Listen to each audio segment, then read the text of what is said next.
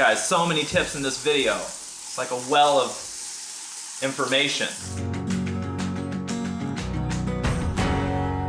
There's more to a great steak than just the moment it hits your grill. So I'm gonna show you all of my favorite tips to get that juicy, tender, beautiful steak from prepping all the way to plating. Here's how it's done. First things first is to salt your steak. I say actually salt early and salt often, because salt is an active ingredient, meaning it changes your food. So if you have time, I would say salt your steak anywhere from an hour up to overnight to get the best tasting steak. And in fact, I actually did this last night. Let me show you. So here I have a steak that I salted last night, and man, you can see the difference. This steak right here, it's darker, it's a little bit more tacky than this steak. It's really bright and it's kind of a little bit more moisture on the outside. So what's happened is that the salt that I put on this steak drew out the moisture in the steak. But then the water in there kind of mixed with the salt and it drew it back into the steak so that my steak is now seasoned all the way through. The other thing that it does is actually dries out the exterior because I didn't cover this when I put it in the fridge.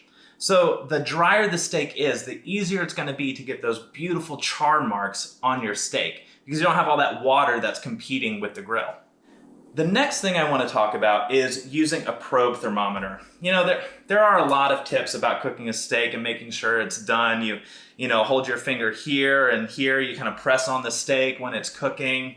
People like hit their chin and their cheek, all this kind of stuff. The fact is, all of those are guesses.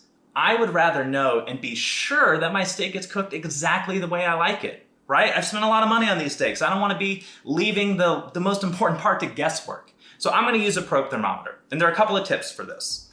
First, the probe itself, you're going to read the temperature at the very tip of the probe. So I want to make sure it's at the center of my steak.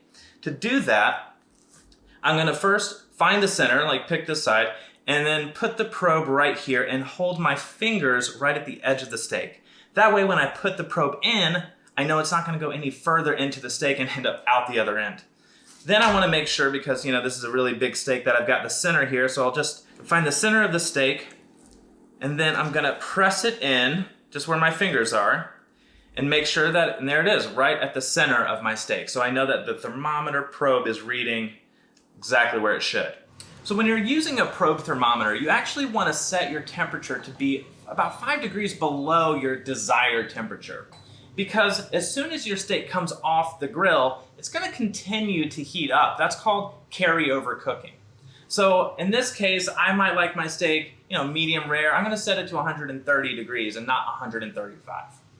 This will make sure that the steak is exactly the way I want it once I cut into that steak.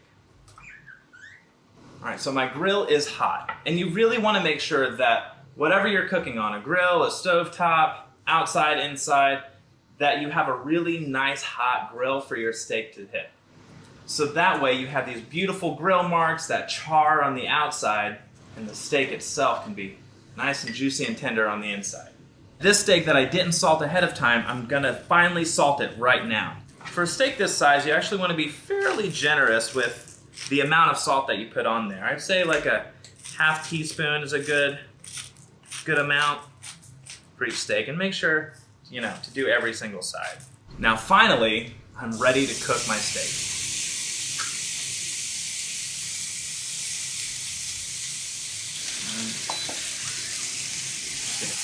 Now I don't want to press down on this steak so that I'm squeezing out all of the moisture in that steak. I'm just going to let the grill touch the top and then kind of lock this plate in place.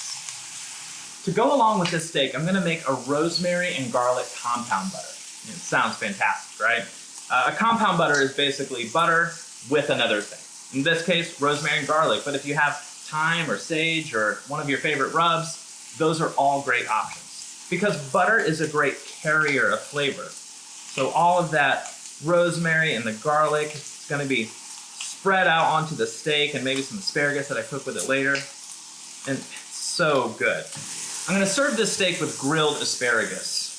And asparagus, if you don't know, has this kind of woody end on here that it never really gets tender as you cook it. So you can kind of just break them off and find out where the woody end is, but you don't have to do it all individually. Usually what I'll do is I'll find one or two, and then I'll let that be the judge for the rest of them. So then I can kind of line it up here, keep that rubber band on there, and all of my asparagus ends are all intact. So, our steaks are ready.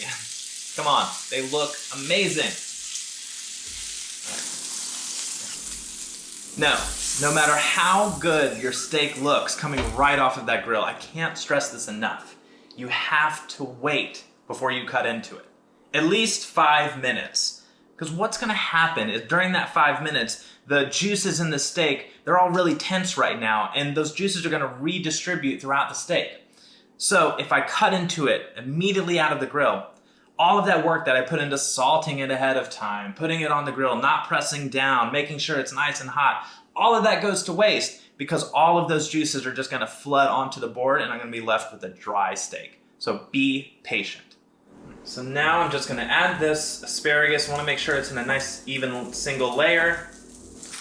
Add a little bit more salt. Cook it. All right, so my asparagus is grilling, my steaks are resting. I'm gonna take some of this compound butter. While they're resting, just let them bathe in some rosemary garlic compound butter. Guys, these are gonna be so good. These look fantastic. Just take the rest of my rosemary garlic butter, spread that over the asparagus. Just gonna add a spritz of lemon juice here, really add some brightness with all that rosemary and butter in the asparagus. All right, my steak is rested. It's ready to be sliced and served. Just gonna cut some nice thick slices.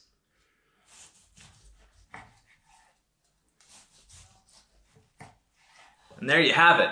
Grilled steaks and asparagus with the rosemary garlic compound butter. It is so good. You're gonna love it.